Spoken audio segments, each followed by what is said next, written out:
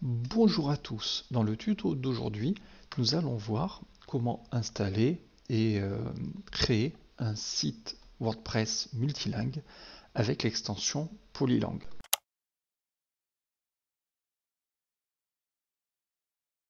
Alors je vous le dis de suite, elle ne fait pas de miracle, ça va être à vous de taper les textes, mais elle va vous permettre d'avoir sur un seul site, sans avoir des sous-domaines, sur un seul site, avoir plusieurs menus en fonction des langues avec des pages différentes qui seront ciblées.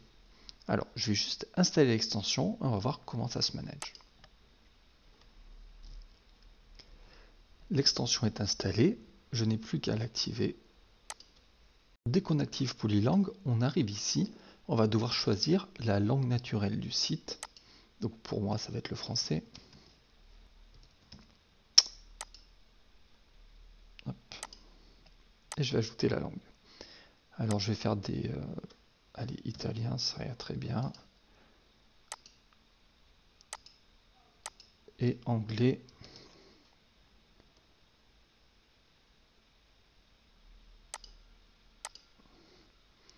Donc on pourra ajouter autant de langues qu'on veut. Là, je vais me contenter de ces trois-là pour l'exemple. Et donc là, Polylang me demande si je veux activer la traduction des médias. Ça va me permettre, pour tout ce que je mettrai dans la médiathèque, des images ou des vidéos, d'aller dupliquer le contenu en fait, et que chacun ait une description, une légende, un texte alternatif, un titre différent en fonction de la langue désirée. Contenu sans langue, il va voir tout le contenu que j'avais déjà fait sur le site et va prendre le parti de dire que c'est du français. Et là, il me dit qu'il va de suite aller créer les versions anglaises et italiennes de ma page d'accueil. Et après, il n'y a plus qu'à aller retourner sur le tableau de bord. Alors, j'avais déjà créé une page d'accueil, une page de contact et une page Notre Histoire. Je vais rafraîchir ça. Et on voit qu'il m'a rajouté ce petit truc là. Donc qu'est-ce que c'est? Je vois ici que la page d'accueil, il y a la version française de la page d'accueil qui existe. Et j'ai des petits crayons pour les versions italiennes et anglaises. Parce qu'il m'a créé accueil English, accueil italiano. Alors, les petits crayons, c'est quand les pages existent.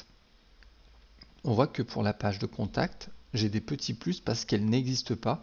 Et en cliquant sur ce plus, j'ai créé la version italienne de la page contact, la version anglaise de la page contact. Pourquoi il nous met des petits crayons et des petits plus? Parce que par défaut, ici, les pages sont rangées dans l'ordre alphabétique. Mais une page d'accueil en anglais, par exemple, c'est Home. Si je décide de la renommer Home, elle apparaîtrait plus ici, mais en dessous de contact. Et si j'ai beaucoup de pages, ça va être dur d'aller trouver à chaque fois les versions anglaises, italiennes. Si on a 7-8 langues et des dizaines de pages, ça risque de commencer à être très compliqué. Donc dès qu'on voit une version d'une page, on pourrait dire de suite là, je vais éditer la version italienne, éditer la version anglaise, ou créer la version italienne, créer la version anglaise de ces pages. Dans WordPress, on ne peut pas modifier l'ordre des pages qu'on va retrouver ici, mais il existe des extensions dans le catalogue gratuit de WordPress, comme Intuitive Custom Post Order, qui vont vous permettre de modifier l'ordre des pages et de les réorganiser à volonté. Je vous avais fait un tuto dessus, je vous mets la fiche là-haut. Et donc là, je vois qu'il existe des versions anglaises, des versions italiennes de ma page d'accueil. Alors, comme on peut le voir, j'ai bien une page d'accueil en version française. Malheureusement, on va pouvoir constater que lorsque je vais dans la version italienne ou anglaise de ma page d'accueil, eh bien, elles sont vides. Là, on voit que j'ai rien sur ma page. Il y avait bien des choses dessus. Donc, il ne fait pas de miracle, il ne traduit pas tout seul. Dans les versions payantes de Polylang, on peut demander des traductions. Mais bon, voilà, il crée les pages. Et là, je vais pouvoir dire, par exemple, ma page contact, je veux la version italienne.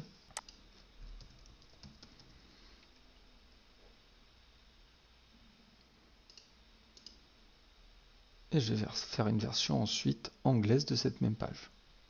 Alors, contact, ce serait la même chose en anglais, donc je vais faire contactez-nous pour qu'on voit bien la différence. Et je vais créer la version anglaise maintenant, donc j'ai plus qu'à créer, je mets dans la colonne anglaise, je mets sur la bonne page, et là ça va créer tout seul la version anglaise de cette page. Contact Us. Pour la page Notre Histoire, je pourrais faire la même chose, je vais juste vous montrer une autre façon de faire. Me voici dans la page Notre Histoire, et on va voir que là quand je descends, il y a l'attribut langue, et je vais pouvoir dès ici dire, en fait ça c'est la version anglaise, italienne de la page, ou autrement, une fois que j'avais fini de construire ma page Notre Histoire, aller directement à droite et dire je veux aller créer la version italienne de cette page en cliquant sur le petit plus.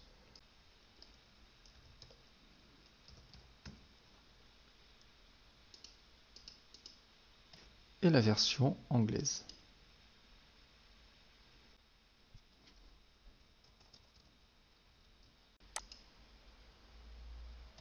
Donc première facette de Polylang, j'ai pu créer ici assez facilement des variations de mes pages pour qu'ils comprennent bien que, par exemple, Contatto est la version italienne de Contact. Deuxième chose, je vais pouvoir aller voir ma médiathèque.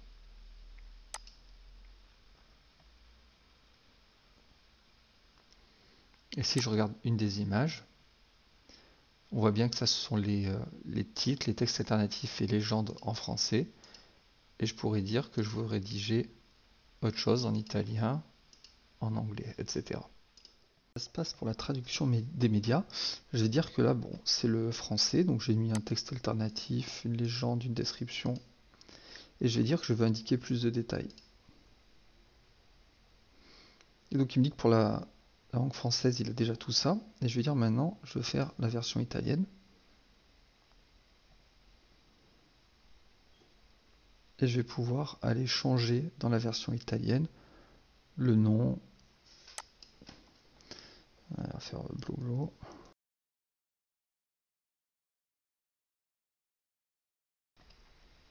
Allez faire la version anglaise de la page maintenant.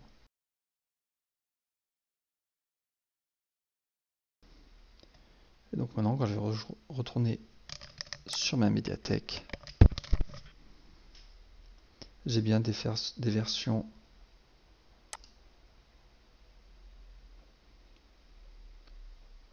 anglaises, enfin italiennes, françaises et anglaises de mon fichier média. On voit qu'on peut changer le titre et que du coup, chacun de ces médias, c'est la même image, mais elle va avoir une description et une légende et un texte alternatif différent. Et ce qui va être intéressant, c'est surtout mon menu. Donc me voilà sur mes menus. Alors moi je vais aller créer un nouveau menu directement, ce sera plus simple. Et je vais l'appeler menu FR. Et lui dire que c'est mon menu d'en-tête en français.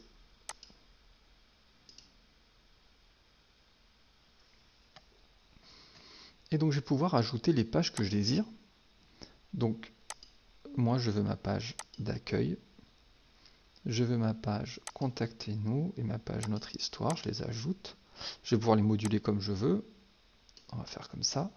Et j'ai rajouté aussi le sélecteur de langue. Alors s'il n'apparaît pas de base, il faut aller là-haut et dire qu'on veut que le sélecteur de langue apparaisse. On voit que si je le désactive, il n'y est plus. Là, j'ai réactivé. C'est pareil, quand vous arrivez dans ce menu, des fois, il n'y a pas les étiquettes. On les active ici. Donc là, j'ai mon sélecteur de langue et je vais pouvoir dire à quoi il doit ressembler ce sélecteur de langue. Alors, je vais le mettre avant même l'accueil. Est-ce que ça doit être dans une liste déroulante ou non? Est-ce qu'il doit afficher le nom des langues ou les drapeaux? Donc je pourrais mettre l'un, l'autre ou les deux. Forcer le lien vers la page d'accueil, ça veut dire que quand quelqu'un va vouloir changer de langue, passer du français à l'italien par exemple, ou qu'il soit dans le site, ça l'enverra vers la page d'accueil italienne. Alors que s'il était sur la page contact et que je ne coche pas ça, il va arriver sur la version italienne de la page contact. Masquer la langue courante, J'ai 3 langues sur mon site, j'ai français, anglais, italien. Quand je vais aller voir le menu des langues, est-ce que j'active le français si je suis déjà en français? Est-ce qu'on le voit dans la liste? Est-ce que si je suis en mode italien, est-ce qu'on la voit dans la liste, la langue italienne? Je pourrais dire non, je masque la langue courante. Ça sert à rien qu'on affiche une langue sur laquelle on est déjà positionné. Masquer les langues sans traduction. Imaginons que j'ai pas fait la page contact en anglais. Si je vais sur la page contact français et que je vois le petit menu avec les langues, il va me proposer l'italien. Mais si j'ai coché ça et je n'ai pas encore fait la version anglaise, il va masquer le petit drapeau anglais. Je ne pourrai pas aller voir la version anglaise de la page puisqu'elle n'existe pas. Donc normalement, si je ne l'ai pas fait et que la page n'existe pas, ça me reconduirait vers la page d'accueil dans la langue désirée. Mais là, voilà. Est-ce que j'active ou non ceci? Alors moi, je vais tout mettre dans une petite liste déroulante. Je vais mettre les drapeaux et les langues pour la version française. On va voir que je vais faire exprès de changer selon les langues. Il ne me reste plus qu'à aller créer le menu en version italienne et en version anglaise. Je vous passe ça en accéléré. Et donc là, dans gérer les emplacements, maintenant je vais voir pour chacune des langues quel menu j'ai choisi en en-tête, en pied de page, etc. Alors ça donne quoi côté site?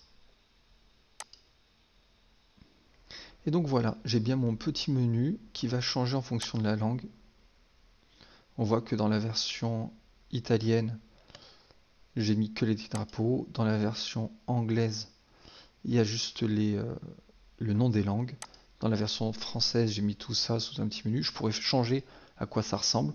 Alors là, il me met qu'il ne trouve pas la page parce que j'ai encore rien rédigé dans les pages. Mais en soi, ça va fonctionner. Si j'avais rédigé des textes, ils y seraient. Et donc voilà comment fonctionne Polylang. C'est assez simple. Il n'y a pas grand chose à faire dans les options des langues. Je vois mes langues ici. Je pourrais en rajouter. Choisir les petits drapeaux qui vont avec. Il y a un petit onglet traduction, c'est pour changer l'apparence des jours, des choses comme ça, les titres du site. Donc moi mon site s'appelle WordPress, donc il est marqué WordPress partout, mais si ça disait quelque chose, si mon titre avait un vrai nom, je pourrais le changer ici. Pareil pour le petit slogan. Alors moi sur mon thème pour le moment il n'apparaît pas. J'ai différents réglages. Donc on voit qu'il y a des traductions automatiques qui pourraient être faisables, mais il faudrait prendre la version payante, auquel cas mettre une clé de licence. Ça pourrait traduire les slugs. Donc les slugs, c'est le nom des pages qui apparaissent là-haut. D'accord. Donc si j'étais sur mon site, si je vais dans Contactez-nous, voilà, ça c'est le slug de Contactez-nous. Donc je pourrais changer ces termes-là. Voilà, il n'y a pas grand-chose à faire normalement.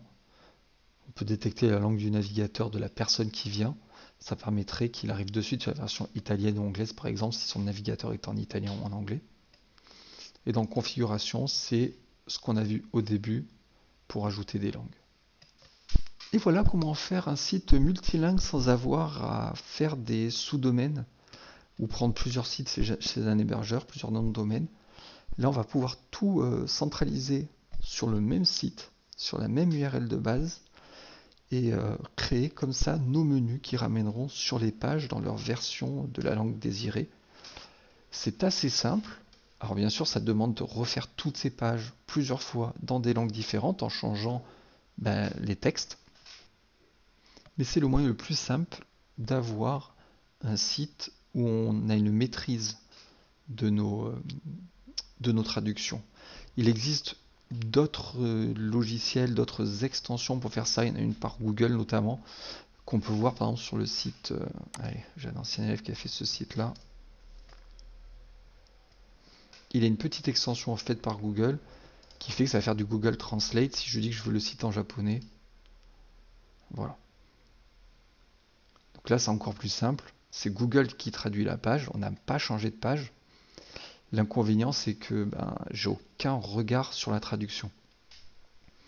L'avantage de Polylang, c'est que c'est moi qui vais retaper mes textes et être sûr de ce que je tape. Si je suis polyglotte, je vais pouvoir moi retaper les textes ou les faire traduire par quelqu'un et refaire toutes mes pages sur le même site. J'espère que le tuto vous a été utile. Ce sera tout pour aujourd'hui. Je vous dis à très vite pour d'autres tutos en vidéo. Au revoir.